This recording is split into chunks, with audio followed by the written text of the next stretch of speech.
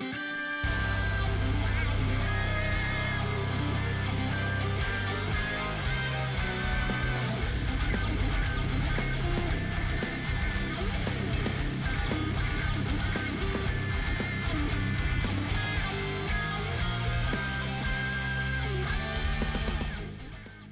going on, everybody? Welcome to the 2025 Week 2 Commissioner's Address for Drunken Fumble. It was a great week of football. It's been 2 great weeks of football. I'm so happy it's back. There were some great matchups this week. That Dallas and Giants game was crazy. Russell Wilson threw for a career-high 254 yards and then threw another pass that was negative 4 yards, which made it not a career high, and then the pass after that was for an interception, which led to a Brandon Aubrey field goal, which won Dallas the game.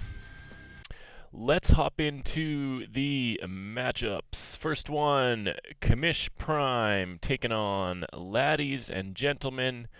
I feel like this name would make a lot more sense if you had Ladd McConkey on your team, but you don't. And we have one of our first just catastrophic injuries of the year to Joseph Burrow of the Cincinnati Bengals. He has a grade 3 turf toe. No, I don't know what turf toe is. I haven't looked into it. But I did see a report that of the 80 players who have had turf toe surgery in the NFL, 0 have returned the same season, and Joe Burrow will be hitting the waiver wire. And unfortunately for Rob, it's going to bring us right into our next segment. Now, the Joe Burrow issue, of course, was not Rob's fault. It's nothing that he did. The reason he is the bitch of the week is because for 2 weeks to start the season, he has been a bottom 2 point scorer, and he has 211 points for, and the next lowest is Bijan Maestord with 259. Nearly a 50-point difference in points for, and that is why Rob is going to be the bitch of the week. Now, looking at the matchup, I did come away with a victory despite only having 138 points to Rob's 107. Jalen Hurts was not good. Etienne did find the end zone to keep his streak alive. He's been better than expected this year. Malik Neighbors, the league leader in targets thus far. He might even be the league leader in yards. He's close if he's not already. 37 points. He had 9 catches for 167 and 2 TDs in the loss. Emeka Egbuka found the end zone to save his fantasy day.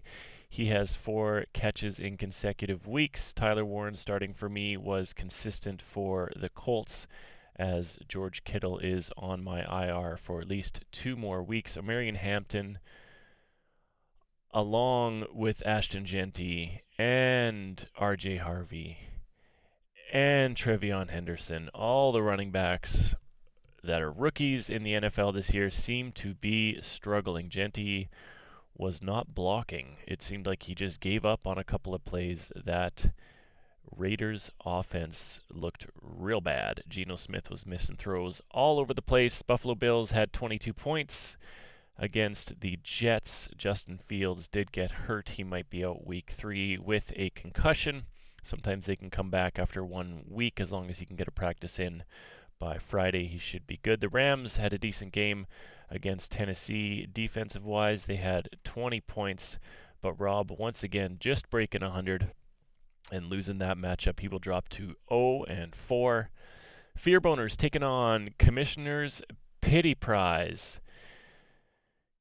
Casey, you had a big start in week 1. Couldn't quite follow it up, losing this one 139 to 120. Lamar Jackson looks so good. Put up 40 points in week 1. Them as a team. And in week 2, despite Derrick Henry getting shut down by the Cleveland defense. He was horrible for fantasy. Lamar Jackson with 4 passing touchdowns to get the job done. JSN had a good day as well. He had 8 targets for over 100 yards. And Trevor Lawrence with a decent day, 21 points for him. And the Arizona defense putting up a good fight against Carolina as they win 27-22. Arizona defense with 23 points. Justin Herbert was a little more quiet this week, as was Pollard. J.K. Dobbins, of course, getting the bulk of the touches in Denver, as he looks like the better back thus far. Justin Jefferson struggling, of course, as the Vikings O-line looks terrible. They're not giving McCarthy any help, and he's a rookie quarterback, and he looks like he has no idea what he's doing. So hopefully they can turn it around for my sake, and hopefully Casey can turn it around for next week, as he hopes to get back into the win column. Both of these teams after week 2 are 2-2. Now, this was the second best matchup of the week, and I want to give them an honorable mention towards the Superman, because this was so tight. It looked like Keenan Allen needed one more catch for Mickey for him to win, but there was a stat correction last night. I don't know what it was. I went and looked. I'm not sure where to find it. But it looks like Barclays Brockhard, I always want to say broccoli, Barclays Brockhard dropped a point which allowed Mickey to take the lead by 0.06 points.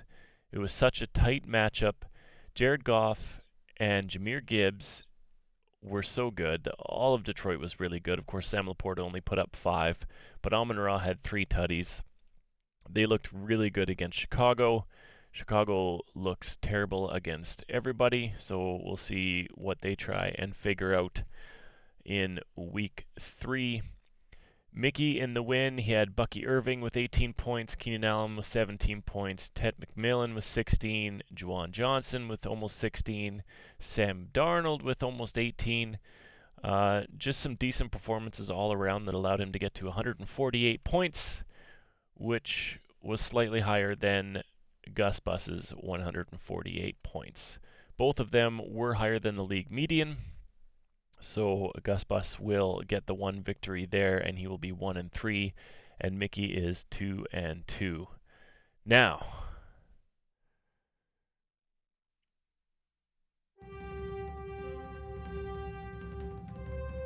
I'm going to give the Superman of the Week to both of these guys, but 49% goes to Jordan and 51% goes to Spencer.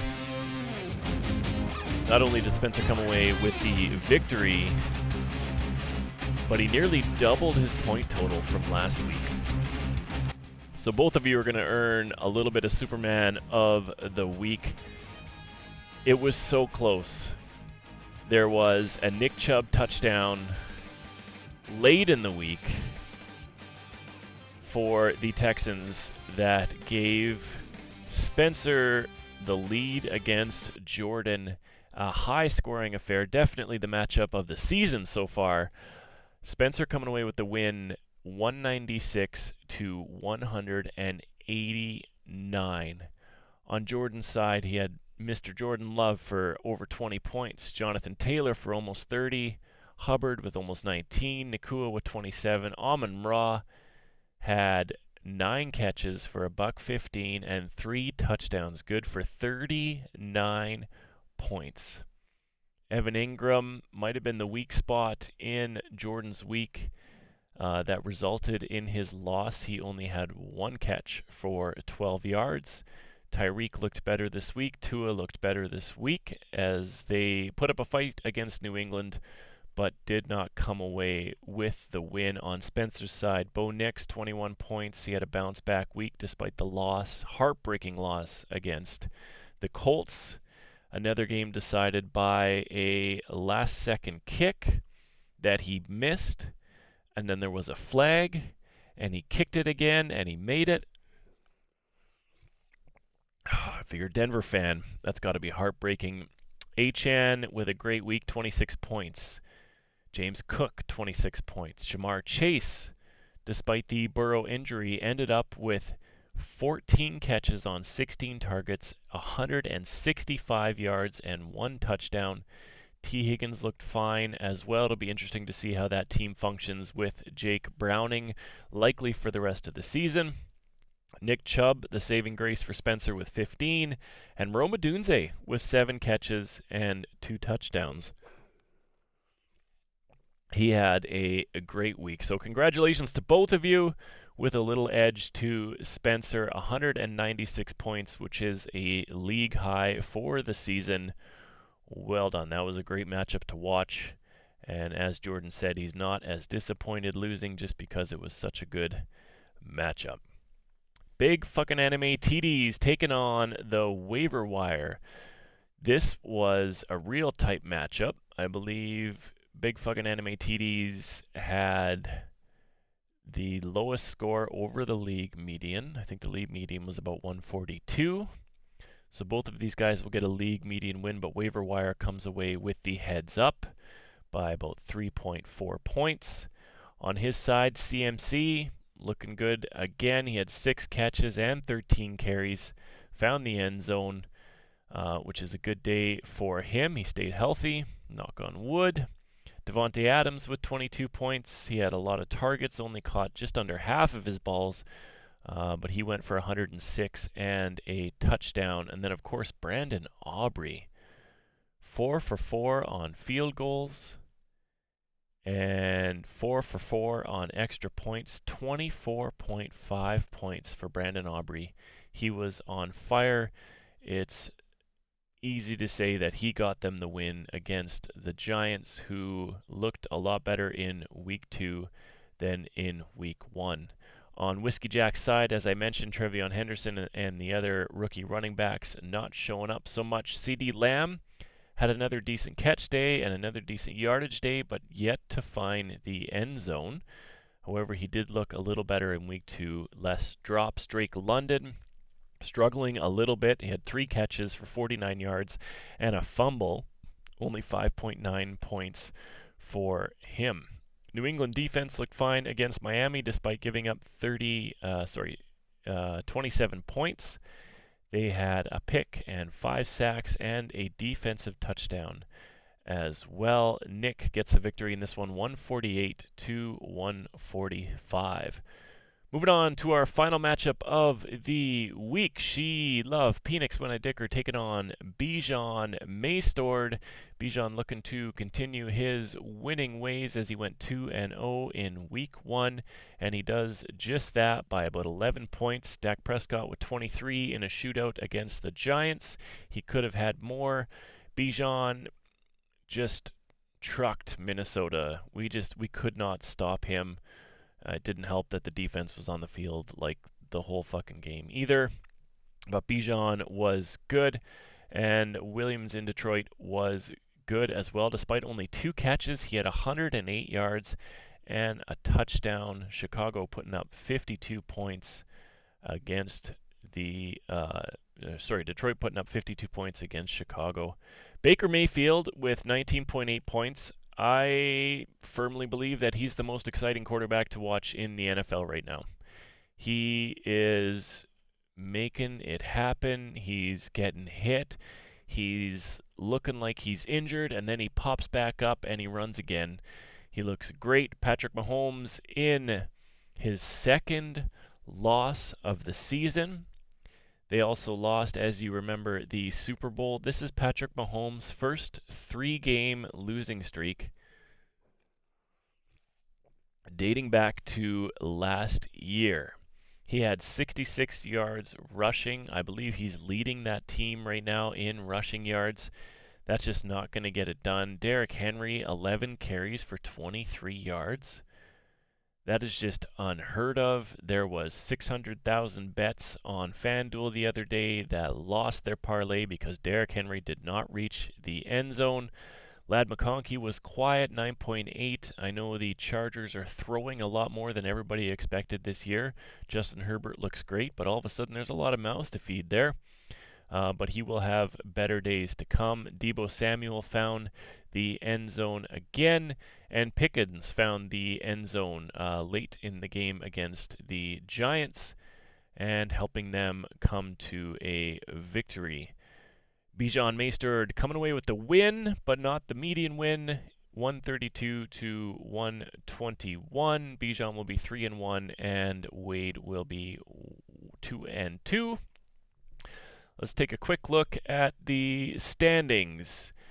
Number 1 overall, probably could have been Superman of the Week himself, because he's the only team in our league this year that is completely undefeated. He is the only 4-0 team. Their waiver wire, taking the risk on CMC again this year, and it has been paying off.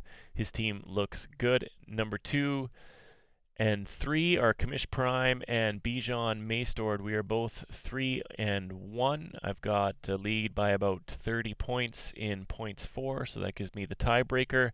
In 4th, we've got Rob Brown Puka, followed by Chubb in my Butker, and in 6th, She Love Penix when I dicker. That would be the last playoff spot should the playoffs start today.